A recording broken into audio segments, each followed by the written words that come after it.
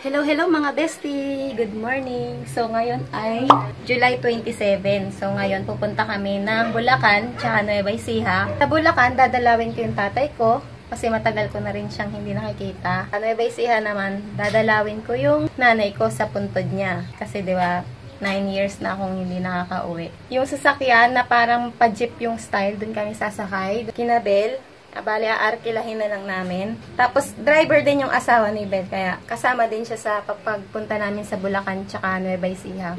Ayan. Tapos, mga bestie, ito yung aking outfit. Para daw akong caregiver, sabi ni Kuya. Tingnan. Ito yung outfit ko. Tatawagan. Itatouch ko tao kaya tatawagan kung ano. Bali, binili ko to sa, dun sa Krisa, sa Pavilion. Ano siya, coordinates ang tawag dito. Tapos ito yung bag ko. Guys, ito yung in-unbox ko sa inyo nung in-order ko sa Rakuten. Ito siya. Maganda siya. Nagamit ko na siya and matibay na matibay. Tapos ito yung sandals ko. Yung sandals ko sa Celine. Hapon po, nandyan po kami. Ayan yung aking outfit mga bestie. Ayan aking outfit mga bestie.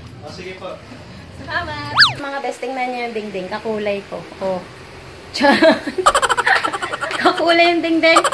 Di ba mga best, yung napili kong kulay. Hindi ko napansin na parang kapakergiver pala to. Buti na lang walang botones, tsaka hindi mahaba yung blouse. Hindi talagang caregiver na yung dating. Init, pinagpapawisan na. Sobrang init na ngayon talaga dito sa Pinas. Ayan o. Pangit talaga ng puwet namin. Wala talaga akong puwet. Hindi nagmana. Walang pinagmanahan. Nanay ko maliit puwet eh. Kaya walang masyadong puwet. Kunyari artista ako, magpapalagay ako ng puwet. Kaya hindi naman tayo artista. Ito kami sasakay mga bestie. Ito, paban. Ito din yung ginapit na sandal sa akin. So, akit na kami. Ito, si Kuya, ayan si Julie, si Julian. Umiiwas. Tapos ayun si Erwin, asawa ni Bel. Sakit nila to, pang ano nila tayo pan-deliver sa mga tinda nila. So ayan, dito kami sasakay hanggang Bulacan, tsaka Nueva Ecija, pauwi, papunta, pauwi, tsaka papunta ang gulo. Tapos dito bukas lang to, para talaga siyang jeep. Kaya mahanginan tayo ng bonggang-bongga dito mga bes. Alis na kami mga bes, si Julian. Tatago.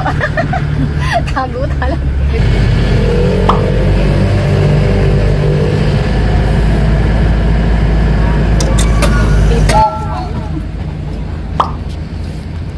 Ayun. Umabot. Dito na kami sa Bulacan, sa Santa Maria. Santa Maria, Bulacan. Ano? Ano ba yun? Bilis Tuba ba kami yun? biyahe kasi kami nag-highway. Dito na kami sa Bulacan.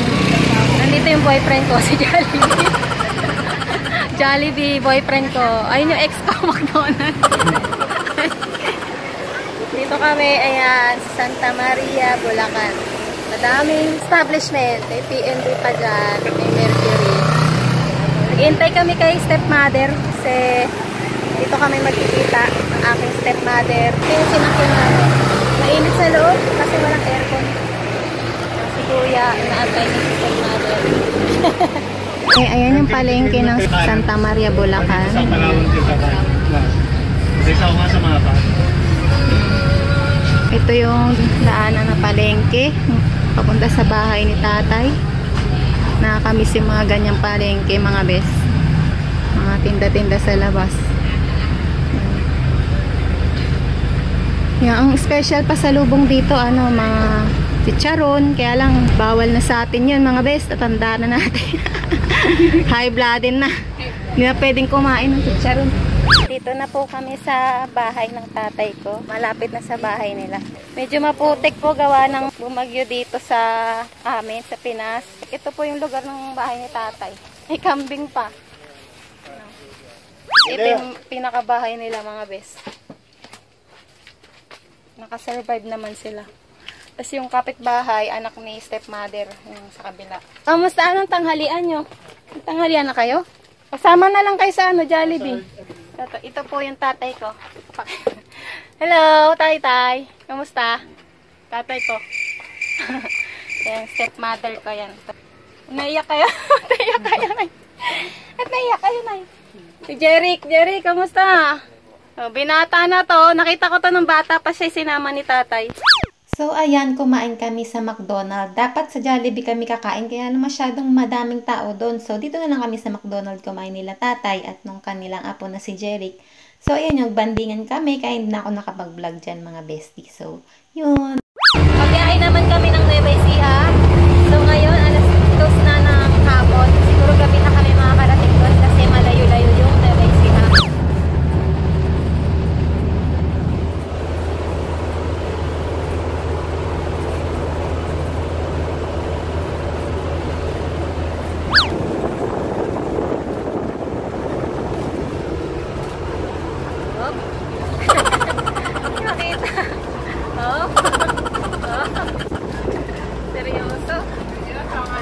Seryoso.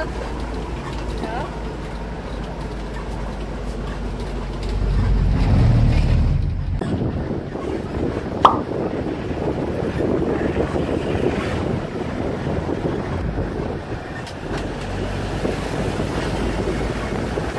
Wala ko tatalay.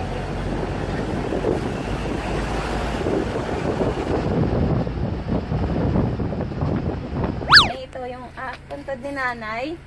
Tapos tingnan nyo na ano na ng puno. Kape ba yan? Parang kape. Kasi ito. Long time no si nanay. Kamusta ka dyan? Tinubuan ka na ng puno. Hala, ang daming damo. Andito na ho kami sa bahay ni Tita Marisa. Yung bahay po ng nanay ng pinsan ko na si Warly. Ang ganda ng bahay ni Tita Marisa dito. Probinsyang-probinsya po talaga tong Nueva Ecija. Ilang beses lagi kaming nauwi dito kasama si Isao, si Beskin.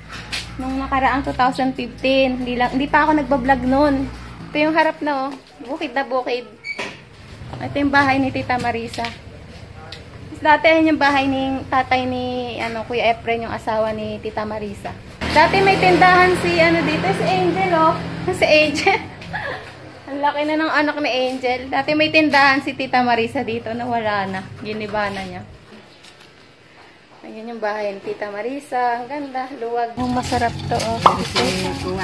Pabili, Angel. Sabihin mo, ano yun? Diba sikat yun? Tinder. Ano yun? Hayo? Hayo? Hindi ka pa babayad. Dalawa pong bituka ng manok. Ito yung bituka ng manok, mga best.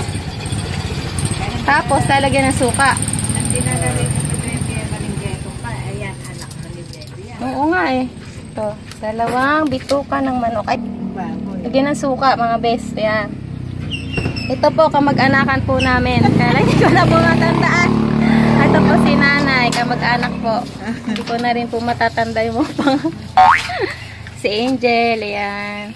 Titinda sila dito sa tapat ng bahay. Ayan yung maliit na tindahan. Andyan po yung bahay ni Tita Marisa. Ito. Ito silang Angel. Nueva Ecija, mga best. Sarap naman. Okay lang, sakto lang. Ito, magpinsan namin. Si William. Ayan, ito may maliwanag. Ang bituka ng manok, mga bestie. Sarap. May sana na makakain. May suka na sa loob. Judy, ayaw na ba? Takot.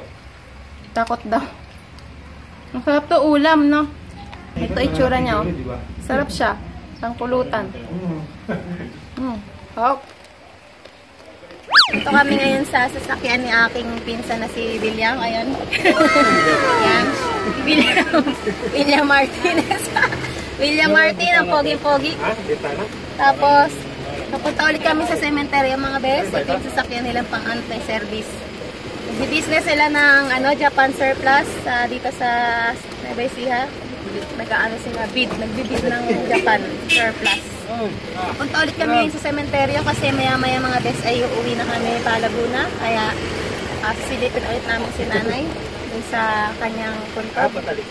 Dito kami ngayon sa Hain Nueva Ecija. Katabi ko yung aking kamay. Ano sina Julie sa likod? Walang upuan daw kaya nagdala ng upuan. Kasi pang service, mga best. Hindi siya talaga sasakyan na talagang natural. Pang nila business. Yan. Ayan, bukid dito, bukid. Yung mga palay na nakatanim. Nanggaling na kami kay nanay. Napakita ko naman sa inyo yung puntod ng nanay ko kahapon. Kaya hindi ko na binidyo. Kasi umaambon na. Nabutan na kami ng ambon dito sa sementeryo ng Hain. So yun, pauwi na kami. Tapos tanghalian. Tapos punta kay William. Uuwi na rin ulit kami papuntang Laguna mga besties. So, ayan, sinama muna kami ni William dito sa kanilang business na Japan Surplus. So, dito sa Japan Surplus nila ay marami kayong makikita. So, ayan nga pala si William. Yan yung pinsan ko. Yan. Tapos, dyan din yung asawa niya. Nasa laundry naman yung business. Ayan, sa kabila. Tapos, ito yung kanyang mga tinda na Japan Surplus. Magaganda yung cabinet nila. Talagang parang bago talaga. Tapos, itong table, maganda rin. Marami kayong makikita tulad mga plato, ayan, baso. Tapos mga bag, tapos yung mga, itong cabinet ang maganda yan. Pero ayan, ito din isa maganda rin yan. Tapos yung mga plato, Japan, galing sa Japan talaga. Tapos nag-auction yan sila, doon sila kumukuha, nagbibid sila, doon sila kumukuha ng kanilang paninda. So ayan, so nakakita dyan si kuya ng isang mug na gustuhan niya yung 7-Eleven. Tsaka ako yung bag, binigay sa akin ni William, hindi na ako pinagbayad.